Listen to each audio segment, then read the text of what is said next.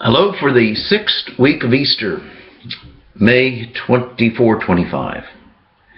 Acts of the Apostles and the Gospel, John 14. Sort of interesting to really meditate the early church and what they said and did and how they understood who Jesus was, what his message was. And in today's readings, the first in the Gospel, I think it gives us a great insight into this. Namely, there are different perspectives. And so I'd like to look at two people, Luke, St. Luke, the evangelist, not an apostle, and John, an apostle, and a favorite apostle, and just allude to Paul, sort of an apostle, but an apostle come lately. Born out of wedlock, as he says, later, who never even saw Jesus, except in the vision on the road to Damascus. But the point is, as far as there are different perspectives in this thing called Christianity. In the early church, there seemed to be different insights or perspectives, or we'll call them theologies, of who Jesus was and who the Spirit of Jesus was. Well, let's just look first of all at the first reading, Luke.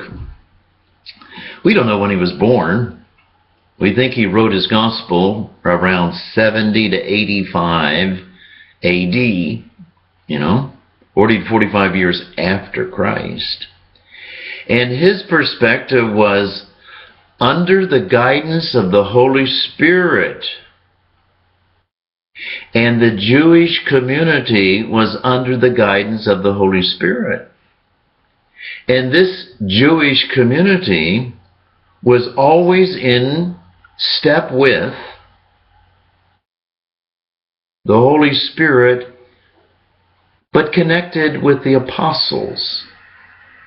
And so there would be no Jewish community that would be proper unless it was connected with the apostles. So the Spirit comes to those who are newly converted, say Samaritans, only through Jerusalem, where the apostles are, where the apostles lay on hands to these people. This is how the new communities were formed. So if you want to be connected with Jesus, his church, his community, somehow you have to deal with the apostles. They were the stamp of approval. And if you didn't have that, you were suspect or really not a part of it. Luke, the physician, my beloved friend, physician, St. Paul calls him. Well, Paul wasn't an apostle either. And Paul had this private, individual revelation and communication with Jesus Christ, whom he was persecuting. We don't have time to go into all what Paul has done and said and how he acted, but he certainly was a great person. 3 missionary journeys in preaching the message of Jesus, the connection with Jesus to the Gentile world. And he was off on his own pretty much, very individualistic. And he was different. He seemed to have his own theology of who Christ was, is, and who the Spirit is. Well, what I find interesting is an apostle, one of the main apostles, the beloved apostle, John. And in John's reading today, we see where John talks about Jesus and the Spirit of Jesus, and how you get connected with Jesus, his message, his church, his community. And John, then, what I find interesting, he doesn't seem to limit the Holy Spirit to the apostles. He, an apostle, seems to make it much more broad and encompassing and possible for the whole world, Jew and Gentile, the whole world.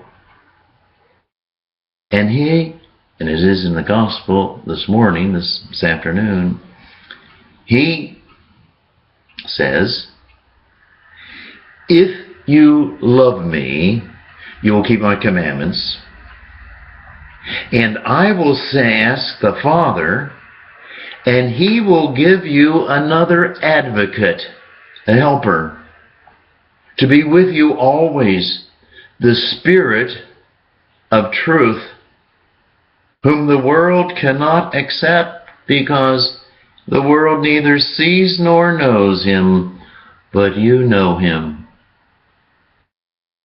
So John is saying, anyone who loves is connected with God. Anyone who loves is connected with the message of Jesus Christ. And anyone who loves, the Spirit dwells in him or in her.